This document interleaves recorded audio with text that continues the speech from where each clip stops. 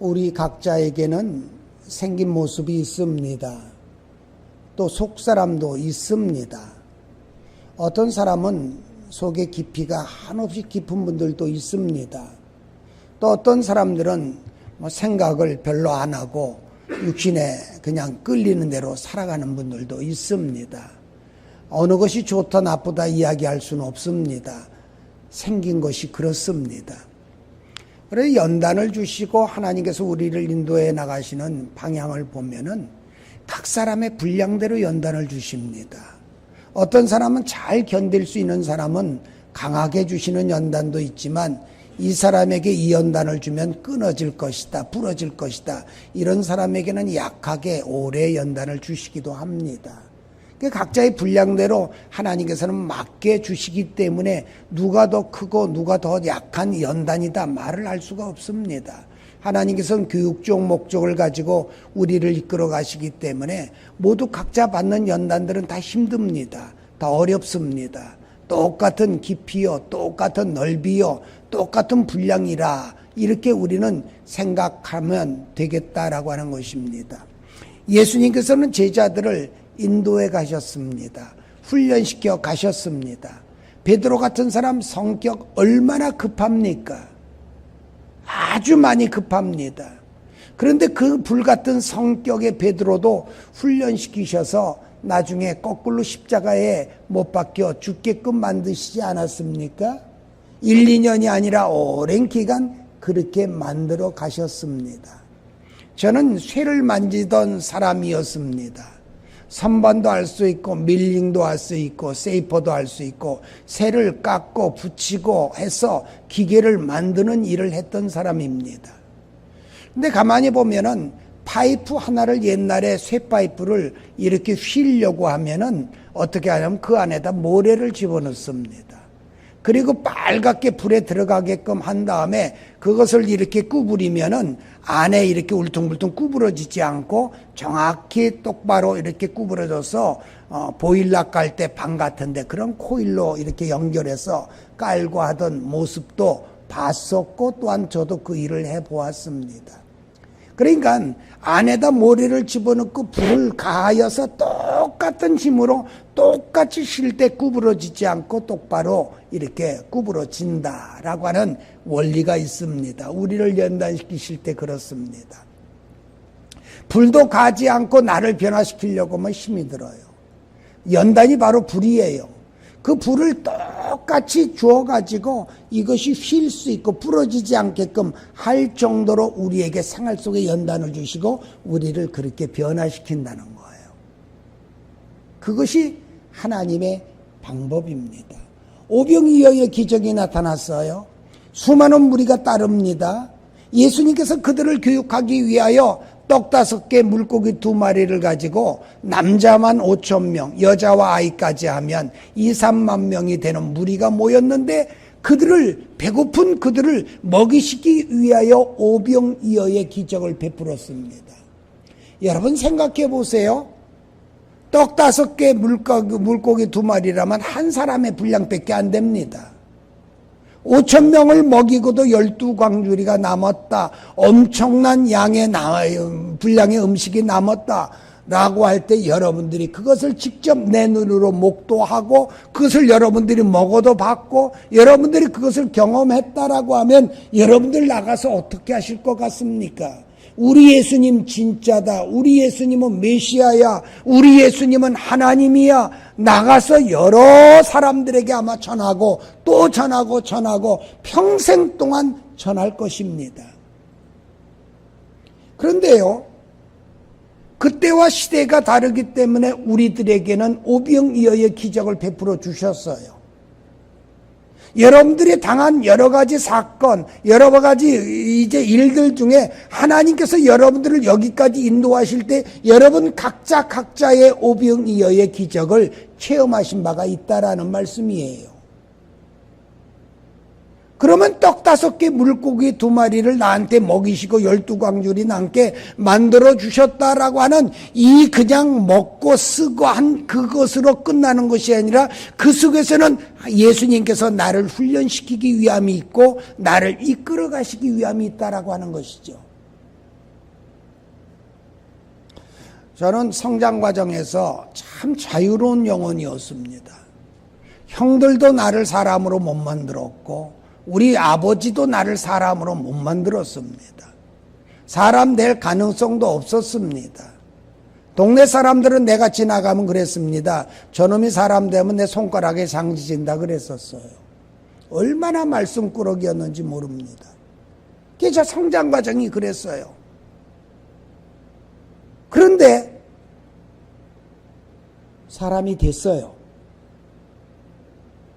제가 10대 때는 사람 될 것 같지 않았던 그런 사람이었지만 나이가 이제 거의 70이 되다 보니까 사람이 되었어요. 어떻게 되었을까요? 하나님께서 부러지지 않게 천천히 구부려 가지고 이 나이가 되고 보니까 사람이 되었어요. 목사가 되었어요. 하나님께서는 우리 모두에게 어떠한 과정으로 이끌어 가실 때 절대 그냥 헛되이 이끌어 가시는 것이 아니고 그 사건마다 일마다 의미가 있고 하나님께서 나에게 하시고자 하는 교훈이 있다라고 하는 것을 여러분들이 생각해 보세요.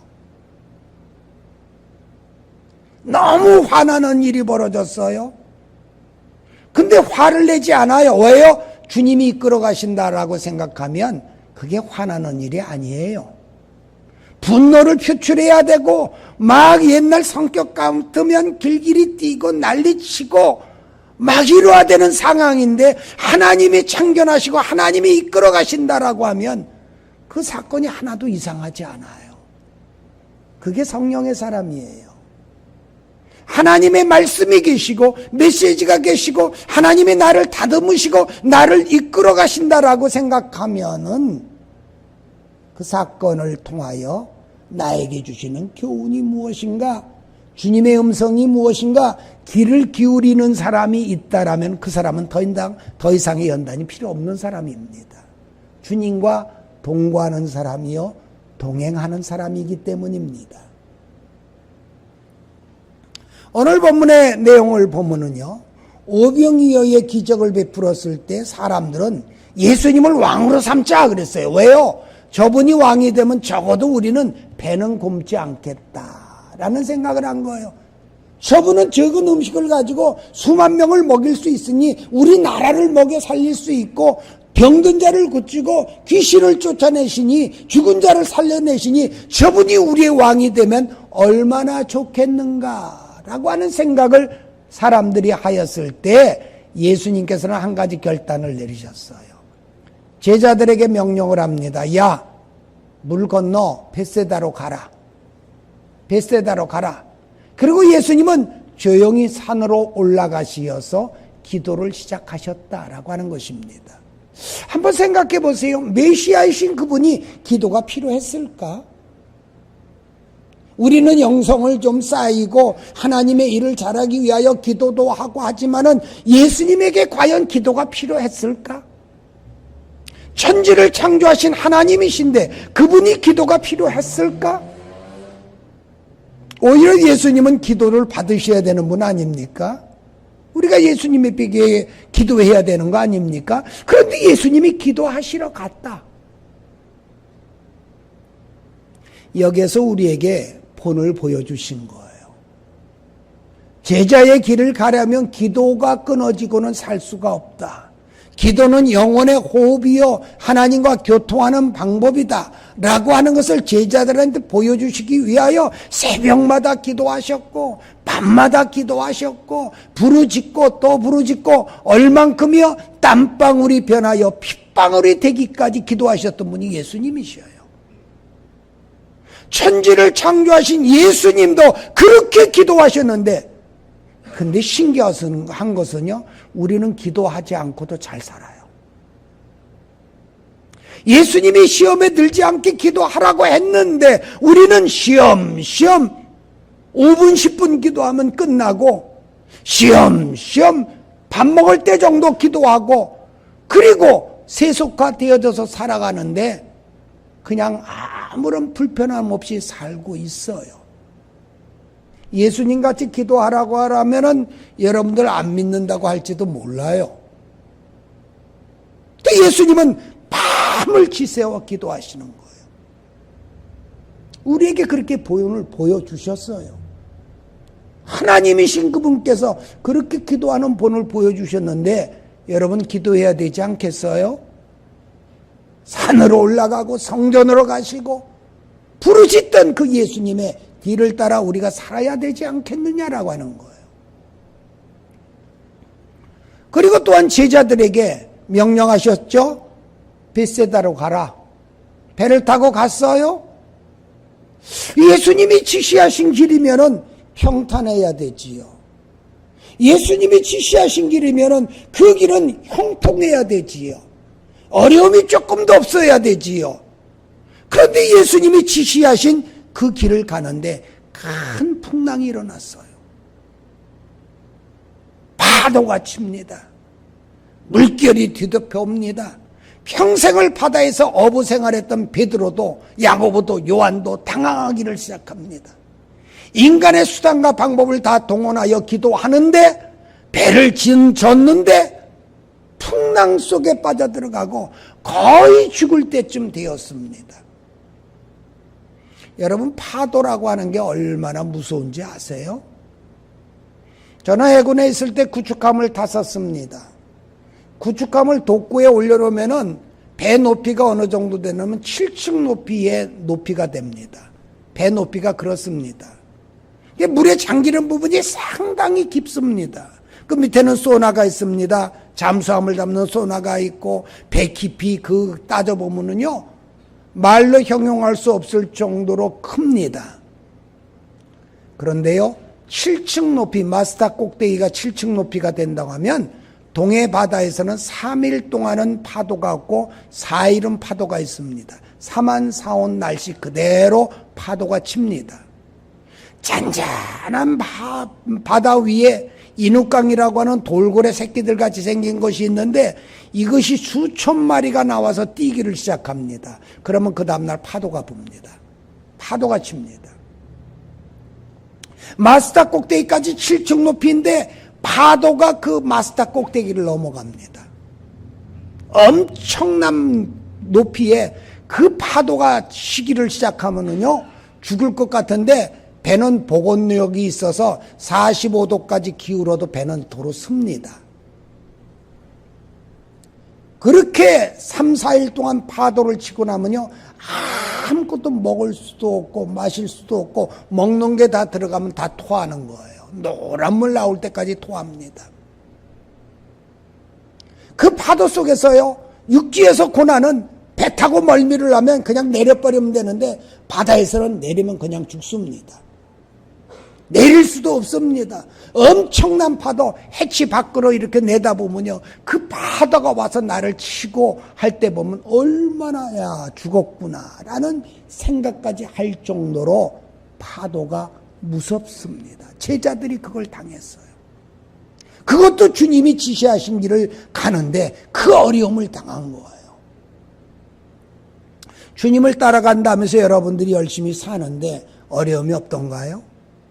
주님이 이 길 가라고 해서 가는데 여러분들 힘든 일 없나요? 여러분들이 각자 당하신 고난이 있을 거예요. 고난 없는 인생은 없기 때문입니다.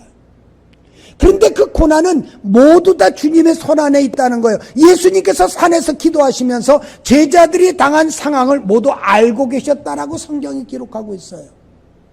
내가 풍랑당하고 있는 거 예수님이 아시고 계셔요. 내가 어려움 당하고 죽을 고비에 있는 내 마음을 예수님은 알고 계시다는 거예요. 이것이 중요한 것이에요. 내가 기도하지 않고 내가 어려움 속에 있고 내가 바닥에 처져 있는데도 예수님은 알고 계신다는 거예요. 네가 지금 형편이 어떻구나. 우리 예수님은 다 아신다는 거예요. 예수님이 결단하셨어요. 새벽 4시경 됐다고 본문에서는 기록하고 있죠.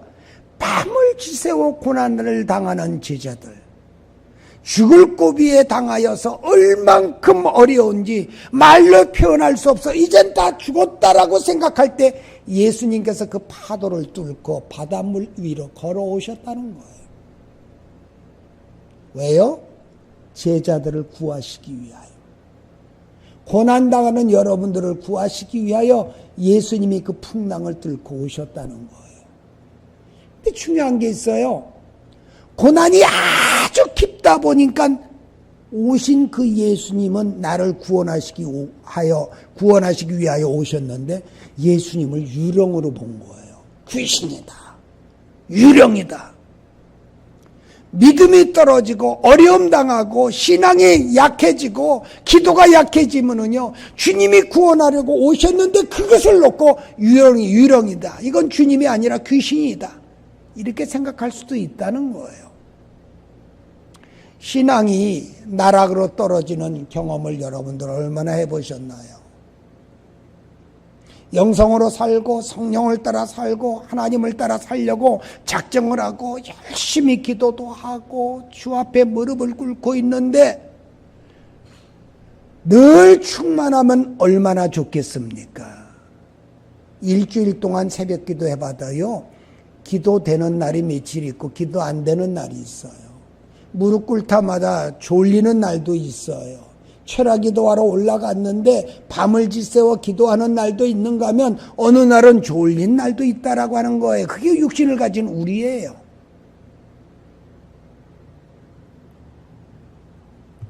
예수님께서 오셨는데 유령이다. 중요한 겁니다. 여러분, 신앙이 바닥으로 떨어지면요, 주님의 역사를 유령으로 볼 수도 있다는 거예요. 그때 예수님 뭐라고 했나요? 안심하라. 내니 두려워하지 말아라. 나 너희들의 선생이야. 너희들을 구원할 구세주야. 안심하라. 내니 두려워하지 말아라. 현재 제자들의 상태는 바닥으로 떨어져 있었어요. 오병이어의 기적은 새까맣게 잊어버렸어요. 아주 바닥으로 내려가서 신앙이라고 하는 것은 요만큼 찾아볼 수도 없는, 예수님께서 표현하시기를 인자가 올 때 믿음 있는 자를 보겠느냐. 어려움 당할 때 보면 그 사람이 인격이 나와요. 어려움 당할 때 보면 그 사람이 신앙이 나와요. 아주 바닥으로 떨어져 있을 때 그때 그 사람의 입에서 무슨 말이 나오는가를 볼 수 있어야 돼요. 그러면 그 사람을 알 수가 있어요. 우리가 성장할 때 하던 말이 있어요. 그 사람의 인격을 알려면 바둑이나 장기를 둬보면 안다. 바둑이나 장기를 두다 보면 실수했다고 물려달라고 하고 안 물려주면 바둑판을 엎어버리고 장판을 엎어버리는 사람들이 있어요. 좀 봐주면 되는데 그까지 이겨서 뭘 그렇게 돈이 나온다고 그걸 그냥 이기려고 승부욕 때문에, 남자들이 그 승부욕 때문에 문제가 돼요. 골프라고 하는 것도 그래요. 승부욕을 버리고 나를 다스리고 편안히 치면 골프 잘 쳐져요. 근데 저 사람은 오늘 꼭 이겨야 되겠다라고 하는 순간 팔에 힘이 들어가요. 그러면 골프 망쳐요. 못 쳐요.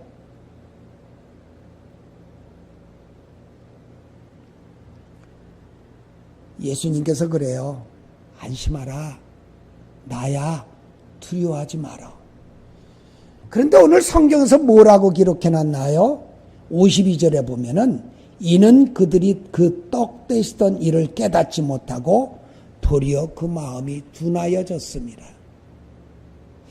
오병이어의 기적을 베풀 때 예수님은 선화를 다 얻은 것 같았는데 조금 어려움이 온다고, 조금 풍랑이 왔다고, 조금 바람이 분다고, 조금 생활에, 기업에 뭔가 어려움이 왔다고 기적을 베푸시던 예수님을 싹 다 잊어버리고 마음이 둔하여졌더라. 마음이 둔하여졌더라. 그 선생님을 잃어버린 거예요. 요즘 대한민국 난리죠. 우리나라만 난립니까? 전 세계가 팬데믹 때문에 난립니다.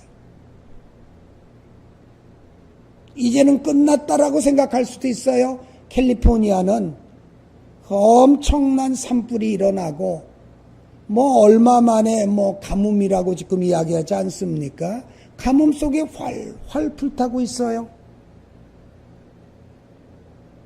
첨단 과학을 가지고 있는 미국도 그것을 다스릴 수 없고, 하나님께서 자연재해를 조금만 일으키신다라고 해도 인간은 감당할 수가 없습니다. 교만해서는 안 됩니다.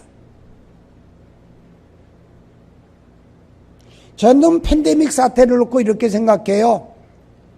과학 문명을 믿고 교만해질 대로 교만해진 인간들에게 던지시는 하나님의 메시지라, 이렇게 생각을 해요. 정부가 잘못했다, 과학자가 잘못했다, 누구가 잘못했다, 이거 이전에 우리가 마음이 둔하여지고 하나님 곁에서 떠난 것은 아닌지를 먼저 돌이켜볼 수가 있어야 돼요. 개개인들이 신앙을 찾고 하나님 앞에 의인이 되어지고 하나님 앞에 기도하는 자가 되어지고 그렇게 부르짖는 소리가 뭉치고 하나가 되었을 때 하나님께서 왜 역사를 못 하시겠느냐 이거예요. 하나님의 능력이면 단 한순간 말씀으로도 그 세균들 죽일 수 있으시지 않습니까? 왜 그 역사가 안 나타납니까?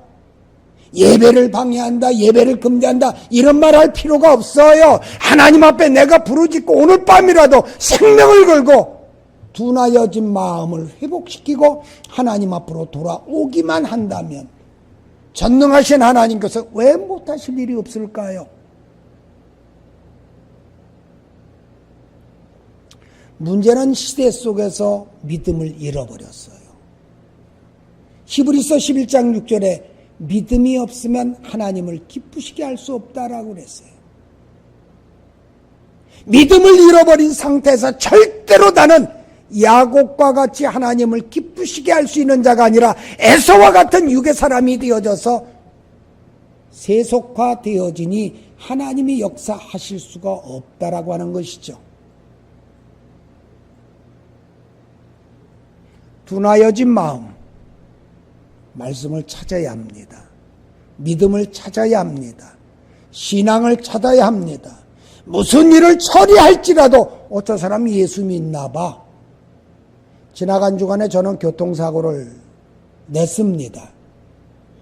어디를 가다가 제가 길을 잘못 들은 것 같아서 브레이크를 밟고 조금 백해서 이렇게 차를 돌려야 되겠다. 동네니까 그랬습니다.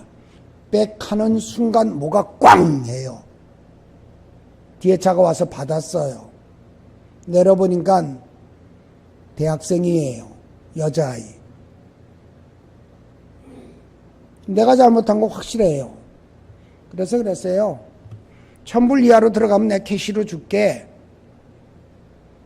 그 다음날 연락 왔어요. 400불 견적이 나왔대요. 범퍼가 좀 나갔다고. 제 차 범퍼도 좀 나갔어요. 갔어요. 가서 400불 주고 얼마를 줘주려고 그랬어요. 너 베이비sit 한다며, 아르바이트 한다며, 얼마나 힘드니 이거 써라 라고 하려고 돈 주려고 하니까 안 받아요. 이거면 됐다고. 400불이면 됐다고. 아마 그랬을 거예요. 뒤에서 박았으니까 그 사람 바가지 씌우면 그 사람 보험으로 처리가 되고 내가 안 물어도 되는 상황일 수도 있어요. 크리스찬이에요. 하나님이 이 은혜 안에 있어요. 정직해야지요. 어느 곳에서 어떤 사건을 당할지라도 우리에게는 그리스도의 옷을 입고 있다라고 하는 사실을 잊지 마세요. 둔하여지지 말고 예수 그리스도의 옷을 입고 내가 말을 하면 그 말 속에서 그리스도가 전파되어지고 나는 바로 그리스도의 편지니 나의 말 한마디, 나의 행동 하나로 다른 사람들이 그리스도를 발견할 수 있도록 우리가 믿음의 성숙으로 나아갈 수 있어야 합니다. 마음이 둔하여지면 그렇게 못합니다. 오병이어의 기적을 베푸시던 예수님을 기억하고 오늘도 믿음의 회복이 있으시기를 예수 그리스도의 이름으로 축원을 드립니다. 기도합니다.